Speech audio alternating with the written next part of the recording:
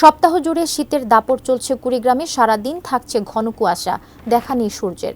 এতে চরম দুর্ভোগে অসহায় ছিন্নমূল শ্রমজীবী মানুষরা। কুড়িগ্রাম সদর উপজেলার ধরলা সেতু এলাকা থেকে বিস্তারিত জানিয়েছেন প্রতিনিধি মনোয়ার হোসেন লিটন। সীমান্ত ঘেঁষা কুড়িগ্রাম জেলার মানুষের শীতের যে দুর্ভোগ এটি কিন্তু খুবই ব্যাপকভাবে পড়েছে। আমরা এখন যেখানে আছি এটি হচ্ছে কুড়িগ্রাম জেলার সদর উপজেলার তারামন বিবির মোড় এলাকা। এখানে কিন্তু আমরা লক্ষ্য করতে পারছি এখন ৯টা পার হলেও শীতের কিন্তু দাপট অনেকটাই চলছে। আমরা দেখতে পাচ্ছি যে দুর্বলা যানবাহনগুলো আছে সেই যানবাহনগুলো কিন্তু এখন পর্যন্ত হেডলাইট জ্বালিয়ে তারা চলাচল করছে। ঘন কুয়াশার সঙ্গে শীতল যে বাতাসটা এটি কিন্তু ঠান্ডার অনুভূতি অনেকটাই বাড়িয়ে দিচ্ছে। এর ফলে এই জেলার মানুষের শীতজনিত রোগ বেশি হচ্ছে।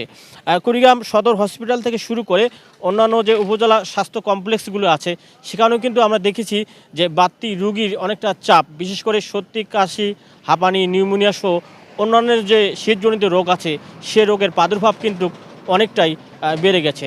এছাড়াও শীতকালীন যে সবজি সেই সবজি আবাদেও কিন্তু এর বিরূপ একটি প্রভাব পড়েছে।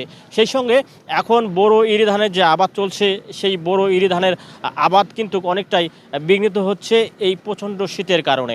আজকে তাপমাত্রা ছিল 11.4 ডিগ্রি সেলসিয়াস। গতকালও কিন্তু সেটা ছিল। তবে আগামী 2-1 দিনের মধ্যে পরিস্থিতি স্বাভাবিক হবে এমনটি কিন্তু জানিয়েছে আবহাওয়া অধিদপ্তর।